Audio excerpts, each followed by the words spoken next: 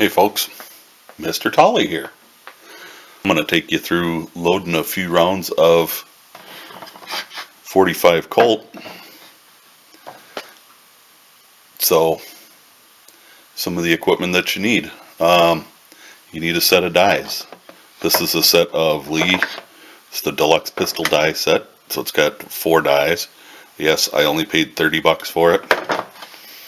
And it came with breech lock bushings, which are on my 223 dies, but just because I use those more frequently at this point. And it comes with pretty much everything. It comes with a powder dipper, which I don't use. I'm going to be using the stuff that came in the kit, the Lee Perfect Powder Measure, they call it. I'm using unique powder. You can see my powder right behind my measure, so I know what's in the measure. I'm weighing it out on a Hornady scale. The kit that I bought came with a scale, and it's reasonably accurate within 1/10 of a grain.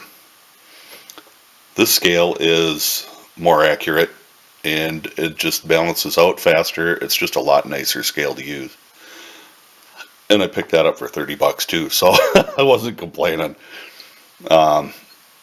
45 Colt requires a large pistol primer. So you grab your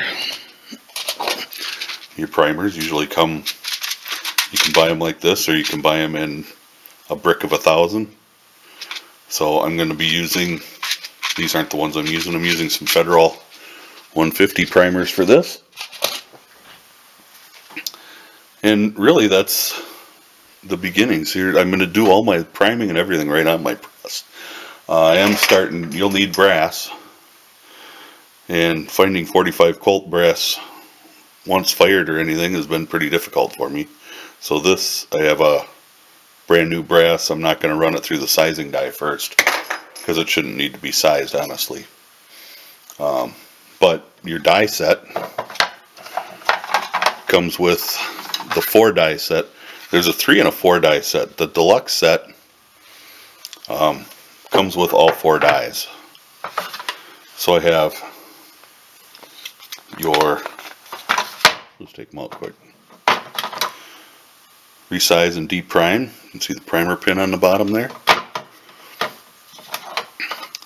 An expanding powder through die. So this will expand the mouth of the case to accept the bullet easier. I am using a lead projectile, so you really want to make sure you have that expanded.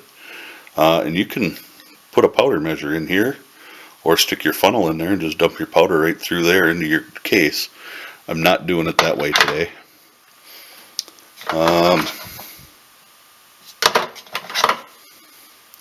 The bullet seating die.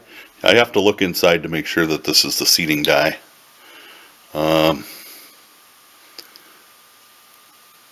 This one doesn't say on it that it's the seating die, but you can tell once you look inside. That's your seating die to seat your bullet to the proper depth. And this is a factory crimp die, which I'm going to use to put a roll crimp on these 45 Colt. Most revolver loads you put a roll crimp on. Regular auto loader pistol loads you put a taper crimp on. And the Lee factory crimp dies are set up to do exactly that for whatever caliber you're making.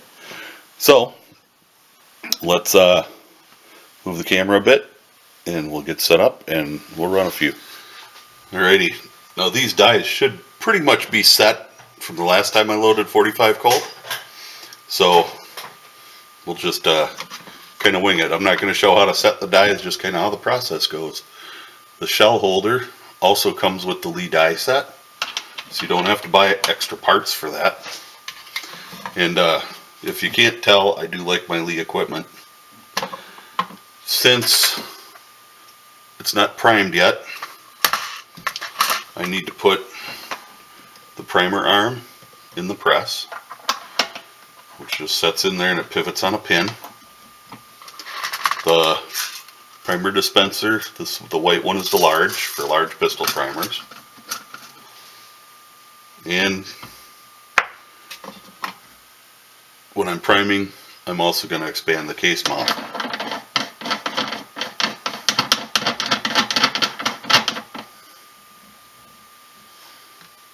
I'm going to take this kind of easy going up. And you can feel it. You learn the feel when you're learning how to reload. And that's why I've always recommended a single stage. So our primer is in. Make sure a bullet should just sit in there and just kind of hang in there. Should not go in that far. But there you go.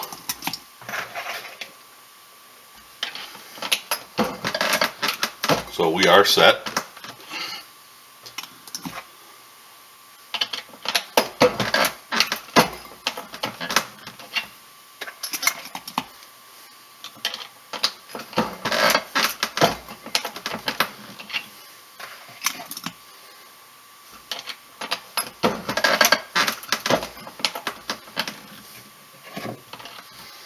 So there's 5 of them.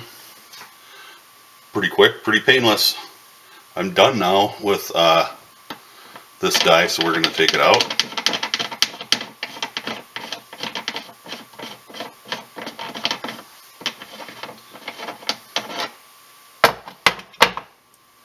We can take our primer dispenser off and the primer arm. We still need the shell plate. And I am going to move the camera and we'll get on with the putting some powder in it and seating a bullet. We're back. So I've got my brass primed. I've already adjusted my powder measure to 9 grains of unique. Unique is kind of a big, let's see, maybe I can show you. How well you'll be able to tell in here. But it's a rather large flaked powder. And it doesn't necessarily measure real well in any powder measure. The perfect powder measure is not perfect with the unique powder. The smaller the grains of powder, the flakes, the ball, whatever, the easier it feeds through here. So with this, I just go up, give it a tap at the bottom. I check every case. You won't be able to see that. And make sure that it has powder in it. The last thing you want to happen is to get a case that only has a primer in it and no powder. It will send a bullet part way down the barrel, and it'll never exit. And if you don't catch that, which it's pretty noticeable, but a lot of people won't catch it, and they'll fire a second round, it'll get caught, it'll hit that first bullet, and you can blow up your gun. So I've got my charged case, stick it in my press, got my bullet. This, let's see if I can get this to focus decent. Come on, focus. Focus. This is a tumble lube bullet, so you can see that it's got a lot of grooves. The very top groove is what I'm going to use as a crimping groove for my roll crimp. So we'll just set the bullet right on top of the case. Try to get it as straight as you can. Doesn't have to be perfect, but you want to get it as straight as you can. And then just run it up into the press. Now I've adjusted everything already, so, well, from the last time. And you can see we come right up to just under that top land. And that's where we want to be. So when we crimp it, it'll crimp into that groove. So again, just throw your charge. Set your case in your press. Set the bullet on. And seat it. Always check. That's the one thing I like about anybody that asks about reloading. I always tell them to start with a single stage unit, a single stage press. I have a turret press here that's much faster, but you also have to be more diligent in checking. So you want to make sure when you do that you check and look and make sure there's powder in there, so you don't get that squib, or you don't have a double charge. And when I flared these, the case mouths here, I only did just enough to set that bullet in there. I didn't do any extra. And you'll notice I'm checking each and every round. And my press, I will say, this press is, it's got some parts that are starting to get worn. But, you know, I just did, gosh, over 500 rounds of 5.56 223 ammo. This has been, you know, 100 rounds of 45 Colt, and that's just this week. So we're seated down. Our next step that I use is the factory crimp die. So I'll be back in just a minute. I'm back. I'm going to go ahead and change out my bullet seating die, which somehow has some messed up threads on it I'm going to have to fix. And I'm going to get another die that looks a lot like a bullet seating die. This is my factory crimp die. We're going to run her down in there. Now it should be set, but I'm going to back out the seating stem quite a bit anyway. And this is what we have. Oh, come on, focus.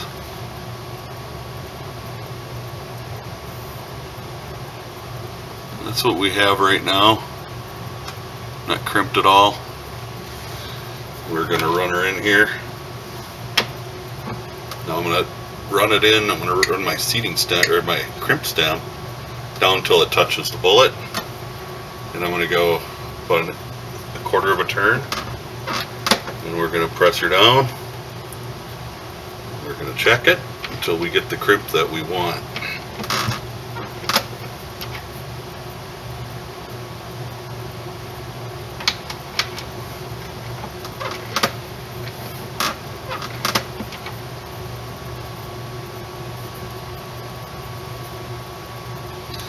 Now, I'm not looking for a super strong crimp.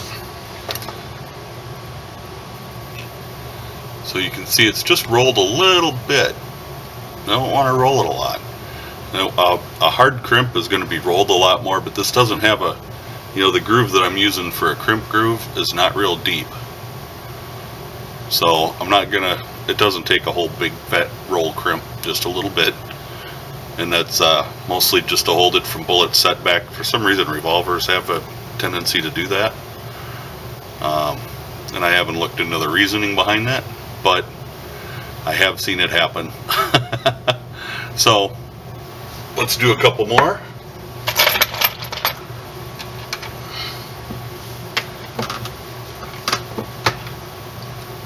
Yeah, just a nice little roll.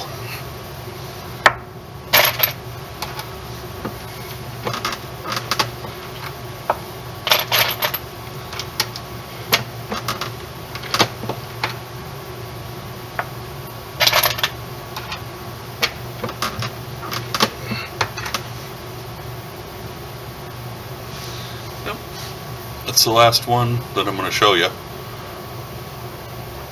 I have 95 more to do. That's all you really need to see.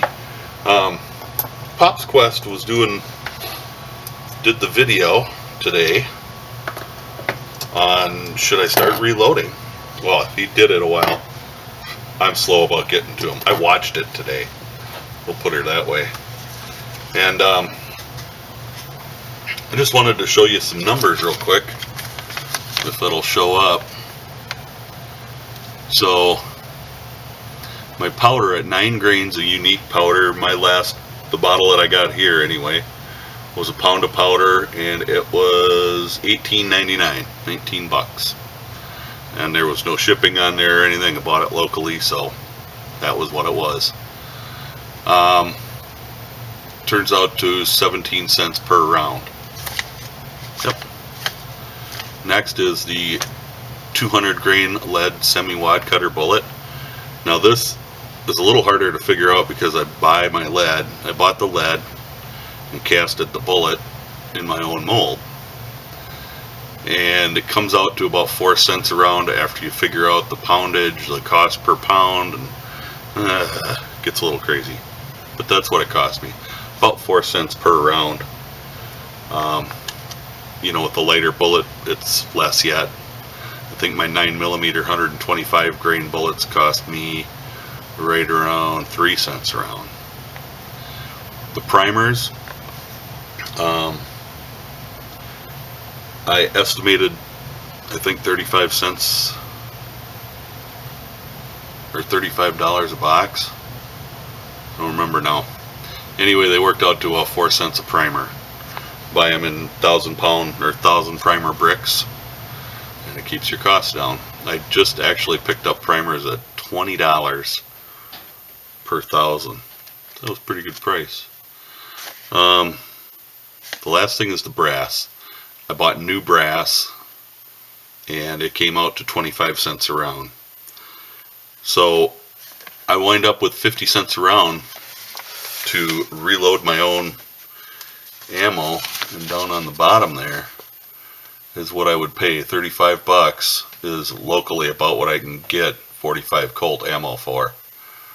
And it comes out to about 70 cents a round. So even with buying new brass this time, I'm at 50 cents a round. Next time the cost of the brass will disappear. So that 50 cents will now become 25 cents a round. So you can see where the savings comes in. Not that I shoot a ton of 45 Colt. I've just begun with 45 Colt. My 41 Magnum, I shoot quite a bit of that. And that's about the same story there, except it costs a little more to buy it. So I save a little more money. Anyway, there you go. I hope this maybe answers a couple of questions along the way. I don't know. We'll see. If you have any questions about reloading, I'm going to refer you to the video that Rob and Les just did on Pop's Quest. I'll put a link down below to that video. And if you want to ask me, I will do my best to answer your questions. And if I can't answer them, I'll go to the gurus of reloading and ask them. There are many of them. Well, there's a few on YouTube that are worth watching. So stay safe, God bless, and we'll catch you next time around.